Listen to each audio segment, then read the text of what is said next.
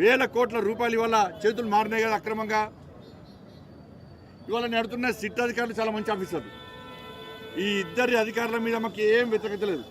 ఇద్దరు చాలా నిజాయితీ గల ఆఫీసర్లు, మంచి పేరుంది. కానీ మాకు ఉన్న అనుమానం వల్ల ఈ రేవంత్ రెడ్డి గారి సర్కార్ మీద మాత్రమే అనుమానం.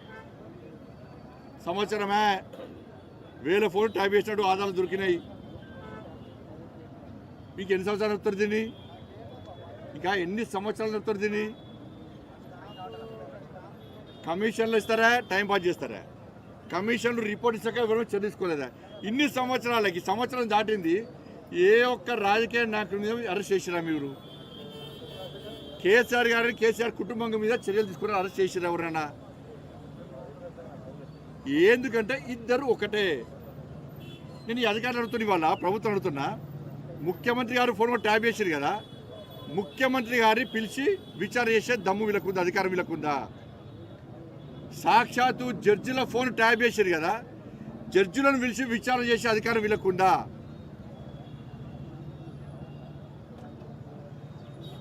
మరి ఏం ఎట్లా అధికారం, ఎట్లా విచారణ చేయాలి? అందుకే సిబిఐకి ఇవ్వాలని మేము అంటున్నాం. మీరు సిబిఐకి ఇవ్వకుంటే ఇదంతా తూతు మంత్రము. ఇది మీ ఇద్దరి మధ్య జరిగిన అండర్స్టాండింగ్, బీఆర్ఎస్ కాంగ్రెస్ మధ్య జరిగిన అండర్స్టాండింగ్. ఒక్కొక్క స్కామ్కు ఆడ రేటు కుదురుతుంది ఢిల్లీలో. ఫస్ట్ ఫామ్ హౌస్ కేసు ఇన్ని కోట్లు తీసుకుపోయి ఢిల్లీలో మూటల్లో పెడుతున్నారు. కోర్టు ట్రాఫిక్ కేసు ఢిల్లీలో మూటల్లో పెడుతున్నారు. కాళేశ్వరం కేసు మూటల్లో పెడుతున్నారు. డ్రగ్స్ కేసు మూటల్లో పెడుతున్నారు. ఈడ విచారణ చేస్తా అని చెప్పి వీరంటున్నారు, కమిషన్లు వేస్తున్నారు. ఈ విచారణ పూర్తి కాకముందే కేసీఆర్ సార్ ఎవరు గెలవాలి, ఎక్కడ గెలవాలో కలుస్తున్నాడు. ఢిల్లీలో కాంగ్రెస్ పార్టీ నాయకులను 100 కోట్ల రూపాయలు మూటలు పెడుతున్నారు. కాళేశ్వరము కేసీఆర్ కుటుంబానికి ఏ విధంగా ఏటీఎంగా మారిందో, ఈ కేసీఆర్ కుటుంబం చేసిన అవినీతి, కాంగ్రెస్ పార్టీ ప్రభుత్వం వేస్తున్న కమిషన్లు అన్నీ కూడా ఇలా కాంగ్రెస్ పార్టీకి, ఢిల్లీ నాయకత్వానికి ఒక ఏటీఎం లెక్క మారినాయి.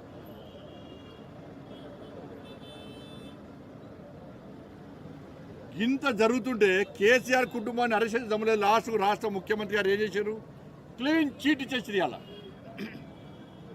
మేము కేసీఆర్ను ఏం చేయం. అదే రాష్ట్ర ముఖ్యమంత్రి గారు జైలుకి పంపినప్పుడు నీ ఫోన్, నీ కుటుంబ సభ్యుల ఫోన్ ట్యాప్ చేసిండు. ఎవరు చేసారు? కేసీఆర్ చేసాడు, కేసీఆర్ కొడుకు చేసాడు. అటువంటి కేసీఆర్కు క్లీన్ చీట్ ఇచ్చాడు రాష్ట్ర ముఖ్యమంత్రి. అంటే అండర్స్టాండింగ్ తెచ్చుకోండి. కేసీఆర్ ఏం చెప్తే రేవంత్ రెడ్డి గారు గదే చెప్తాడు. కేసీఆర్ గారు ఏం మాట్లాడమంటే రేవంత్ రెడ్డి గారు గదే మాట్లాడతాడు. కేసీఆర్ అభిప్రాయం ఏందో రేవంత్ రెడ్డి గారు గదే అభిప్రాయాన్ని బయట చెప్తాడు. వాళ్ళ కేసీఆర్ గారిని చర్యలు తీసుకోమని చెప్పి సాక్షాత్తు రాష్ట్ర ముఖ్యమంత్రి గారు క్లీన్ చీట్ ఇచ్చేసిండు. ఎవరు ముఖ్యమంత్రి గారు చెప్తాను నేను, మీకు ఎవరిచ్చిన అధికారం అరెస్ట్ చేయని చెప్పడానికి? రాష్ట్ర ముఖ్యమంత్రి ఎవరు చెప్తే పోలీసు వాళ్ళు కోర్టు చెప్పాలి. అరెస్ట్ చేయాలన్నా వద్దా అనేది ముఖ్యమంత్రి అధికారం ఉందా? అంటే ఇప్పుడు ఏమైంది? అలా అధికారులు మీరు వేసినటువంటి కమిషన్ సంబంధించి ఈ సిట్ కమిషన్ కానీ ఇతర కమిషన్ అధికారులకు ఇండైరెక్ట్ రాష్ట్ర ముఖ్యమంత్రి గారు క్లీన్ చిట్ చేసి మీరు ఏం చేయకండి, మేము టైం పాస్ చేస్తున్నాం, మేము ఎవరిని అరెస్ట్ చేయము అని డైరెక్ట్గా రాష్ట్ర ముఖ్యమంత్రి గారు క్లీన్ చిట్ కేసీఆర్ కుటుంబానికి చేసేది. ఇక మరి ఎందుకు ఈ కమిషన్లు ఎందుకు, ఈ విచారణలు ఎందుకు, ఈ టైంపాస్ పాలిటిక్స్ ఎందుకు? తెలంగాణ సమాజం పిచ్చోళ్ళు అయింది. మేము తెలంగాణ సమాజం ఇన్ని రోజులు కాంగ్రెస్ పార్టీ చేసిందంతా వట్టిదని మొదటి నుంచి చెప్తున్నాం. మేము ఇద్దరి లోపాయకార ఒప్పందం ఉందని ఇద్దరు చెప్తూనే ఉన్నాము. నా ముఖ్యమంత్రి గారి మాటల్లో బయటపడ్డది. సంవత్సరమే ఒక్క కేసీఆర్ కుటుంబం ఎవరు అరెస్ట్ చేసినారు? ఎవరన్నా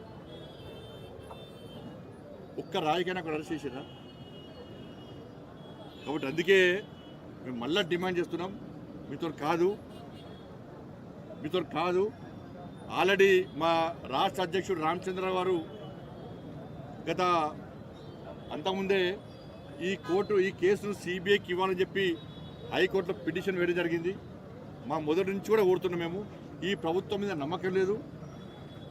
ఈ సిట్కు జడ్జిలను పిలిచే అధికారం లేదు. రాష్ట్ర ముఖ్యమంత్రి గారిని ఇతను పిలిచే అధికారం లేదు. ఇవాళ వేల కోట్ల రూపాయలు లావాదేవీలు స్కామ్ జరిగింది ఫోన్ ట్యాపింగ్ ద్వారా. వాటి మీద విచారణ చేసే అధికారం వీళ్ళకి లేదు. కాబట్టి దీన్ని సిబిఐకి అని చెప్పి మేము న్యాయమైన డిమాండ్ చేస్తున్నాం. సిబిఐకి ఇవ్వడంలో మీకున్న అభ్యంతరమే ఏంది?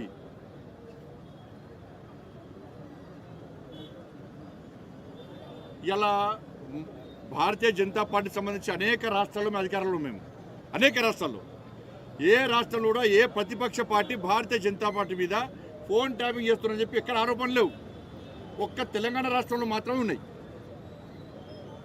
ఇది ఎందుకు చెప్తున్నా అంటే కాంగ్రెస్ వాళ్ళు మీ రాష్ట్రంలో లేదా అంటే ఏ రాష్ట్రం జరిగింది? బీజేపీ పాలిత రాష్ట్రం ఒక రాష్ట్రం పేరు దట్ ఈస్ బీజేపీ.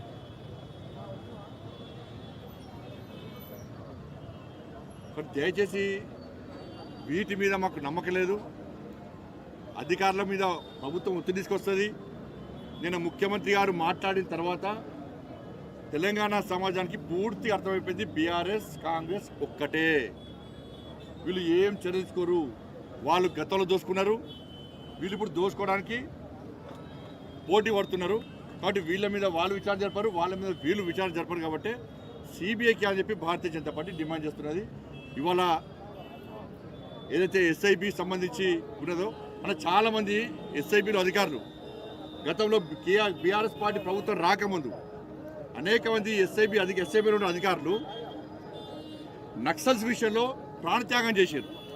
చాలామంది అమరులైన వాళ్ళది బలిదానం అయిపోయారు.